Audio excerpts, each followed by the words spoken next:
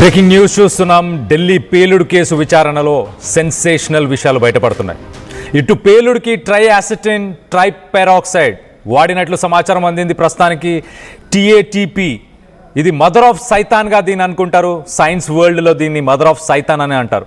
టీఏటీపీ ఐఈడీలో కూడా ట్రైయాసిటోన్ ట్రైపెరాక్సైడ్ వాడినట్లు మొత్తానికైతే అంచనా వేస్తున్నారు. ప్రస్తుతానికి ఈ టీఏటీపీకి కొంత వేడి తగిలిన అంటే కొంత హీట్ కానీ అలాగే ఘర్షణ ఫ్రిక్షన్ కానీ అలాగే కొంత షాక్కు కానీ ఇది గురైన అంటే ఈ కెమికల్ని ఒక బాక్స్లో మనం పెట్టినప్పుడు ఆ బాక్స్ని కనుక ఎక్కువ కదిలిచ్చిన వెంటనే దాంట్లో ఎంతో కొంత ఘర్షణ ఫ్రిక్షన్ అనేది మొదలవుతున్నప్పుడు ఆ ఫ్రిక్షనే దాన్ని డెటోనేట్ చేసే అవకాశం ఉంటుంది. సో టీఏటీపీ ఇప్పుడు అమోనియం నైట్రేట్ లాంటి కెమికల్స్కి ఎక్స్టర్నల్గా ఒక డిటనేటర్ కావాలి. అంటే దాన్ని ఎక్స్ప్లోర్ చేయడానికి అదొక విధ్వంసం సృష్టించడానికి దానికి వేరే ఫ్యూయల్ కానీ వేరే ఇంకేదైనా కెమికల్తోని రియాక్ట్ అయినప్పుడే అది డెటనేట్ అయ్యి ఎక్స్ప్లోడ్ అయ్యే అవకాశం ఉంటుంది. కానీ టీఏటీపీ ఇప్పుడు ఢిల్లీ బ్లాస్ట్లో ఏదైతే బ్లాస్ట్లో మనం చూడొచ్చు విజువల్లో ఆ రన్నింగ్ కార్లోనే ఈ బ్లాస్ట్ జరిగింది. సో ప్రస్తుతానికి అనుమానాలు ఏంటంటే ఈ టీఏటీపీ ఏదైతే ఉందో ఈ టీఏటీపీ దీనికి ఎలాంటి డెటోనేటర్ అవసరం లేదు. కొంత వేడి తగిలినా అంటే రూమ్ టెంపరేచర్ కంటే ఎక్కువ హీట్ తగిలినా కానీ ఫ్రిక్షన్ ఒకవేళ అది పెట్టిన బాక్స్లో కానీ మెటల్లో కానీ అటు ఇటు జరిగినప్పుడు కూడా ఆ ఫ్రిక్షన్తో కూడా అది అంటుకునే అవకాశం ఉంటుంది. అంత dangerous. At the same time కార్లో ఎక్కువ వేడితోనే భారీ పేలుడు జరగవచ్చని ప్రస్తుతానికైతే ఎఫ్ఎస్ఎల్ అనుమానం వ్యక్తపరుస్తుంది.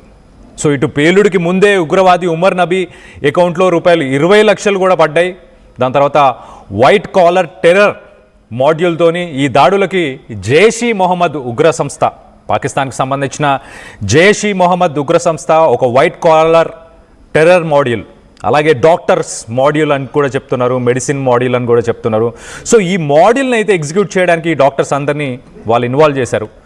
ఢిల్లీ తర్వాత ముంబై అలాగే ముంబై తర్వాత హైదరాబాద్ ఇలా డిఫరెంట్ సిటీస్ని ప్లాన్ చేస్తూ మన గతంలో కూడా చూసాం 32 కార్లతోని వాళ్ళు ఆల్మోస్ట్ ఒక 4 మేజర్ సిటీస్ మెట్రోపాలిటన్ సిటీస్ అలాగే ఇటు అయోధ్య ప్రయాగ్రాజ్ ఇలాంటి ప్లేసెస్ అన్నీ టార్గెట్ చేసుకుంటూ అసలు ఈ టీఏటీపీకి ఉన్న ఇంపార్టెన్స్ ఏంటంటే ప్రపంచంలో ఎక్కడ దాడులు జరిగినా కూడా for example 2015 Paris attack, 2017 Manchester bombing అలాగే 2016 బ్రసెల్స్ బెల్జియంకి సంబంధించిన బ్రసెల్స్ బాంబింగ్ ఈ బాంబింగ్స్ ఇంటర్నేషనల్గా ఎక్కువ శాతం ఇదే ఈ టీఏటీపీనే యూజ్ చేస్తారు.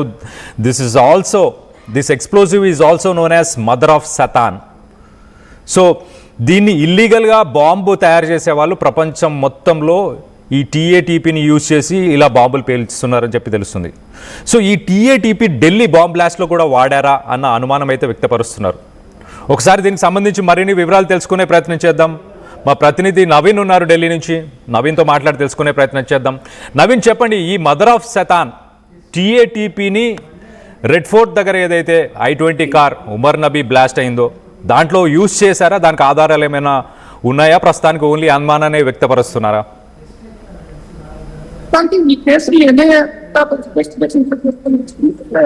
ఆ స్పాట్ నుంచి కొన్ని నమూనాలు కూడా సేకరించడం ఆ ఫోరెన్సిక్ పీపుల్ కూడా కొన్ని అంశాలతో కూడా పూర్తి స్థాయిలో అధ్యయనం చేస్తున్నారు. ఎందుకంటే ఈ బ్లాస్ట్ అమోనియం నైట్రేట్ తో పాటు టీఏటీపీ కూడా వాడినట్టు కూడా ఫోరెన్సిక్ సంబంధించినటువంటి టీమ్స్ కూడా కొంత అనుమానించడం కాబట్టి పూర్తి స్థాయిలో ఈ యొక్క దర్యాప్తు అనేది కూడా కొంత పరిస్థితి.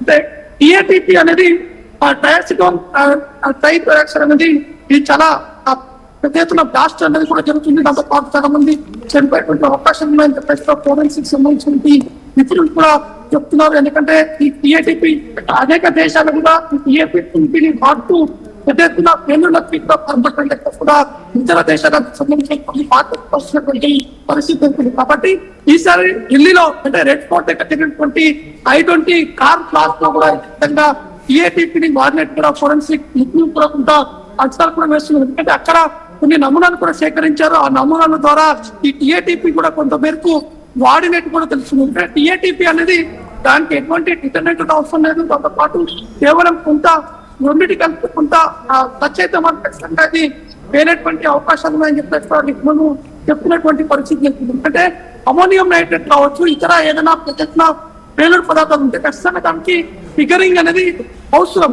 కానీ ఈ టిఐటిపికి ఎటువంటి ఫిగర్ అనేది అవసరం లేదు. కేవలం కొంత వేడి ఉన్నా కానీ అది ఆటోమేటిక్ గా లాస్ట్ అయ్యేటువంటి అవకాశం ఉందని చెప్పేసి కూడా నిపుణులు కూడా చెప్తారు. ఎందుకంటే సాధారణంగా ఏదైనా కార్లో ప్రయాణించినప్పుడు కానీ ఎండాకాలం కానీ మామూలుగా కార్ల చలికాలం ఉన్నటువంటి సమయంలో ఢిల్లీలో ఎక్కువ శాతం కార్లో హీటర్ కూడా పెట్టారు. ఆ హీట్ కూడా ఈ యొక్క ప్లాస్టిక్ లో జరిగేటువంటి అవకాశం కూడా మనకి సమాచారం ఉంటుంది. కాబట్టి ఈ బ్లాస్ట్ ఏ విధంగా జరిగిందనే కోణాలు కూడా ప్రస్తుతానికి ఎన్ఐ అధికారులతో పాటు ఫోరెన్సిక్ నిపుణులు కూడా పూర్తి స్థాయిలో దర్యాప్తు చెప్పడం జరుగుతుంది. ఈ కార్ బ్లాస్ట్ లో ఇప్పటి వరకు 11 మంది చనిపోయారు. ఇంకా 22 మంది వరకు వారు ఆసుపత్రిలో చికిత్స పొందినటువంటి పరిస్థితి జరుగుతుంది. ఈ ఉమర్ నబీ సంబంధించినటువంటి డేటాని ఇటు ఎన్ఐ అధికారులు పూర్తి స్థాయిలో ఉంటున్నారు.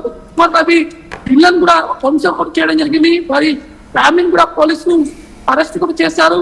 ఫరీదాబాద్ లో ఉన్నటువంటి లింక్స్ తో పాటు ఈ ఉమర్ నబీ ఎప్పటి నుంచి ఫరీదాబాద్ లో ఉంటున్నారు, ఉమర్ నబీకి ఈ కార్ కొనుగోలు చేసేందుకు డబ్బులు ఎవరు ఇచ్చారు, దాంతో పాటు ఉమర్ నబీ అకౌంట్ లో ఈ 20 లక్షలు ఎక్కడి నుంచి వచ్చాయి, ఈ మనీ లాండరింగ్ సంబంధించిన ఈ కేసులు కూడా పూర్తి స్థాయిలో పోలీసులు దర్యాప్తు కూడా చేపట్టినట్టు తెలిసింది. కాబట్టి ఉమర్ నబీ అకౌంట్స్ కూడా పూర్తి స్థాయిలో పోలీసులు అంతా సేకరించడం జరుగుతుంది. దాంతో పాటు ఉమర్ నబీతో ట్రావెల్ చేస్తున్నటువంటి అతని ఫ్రెండ్స్ కావచ్చు, ఈ టెర్రర్ సంబంధించినటువంటి లింకింగ్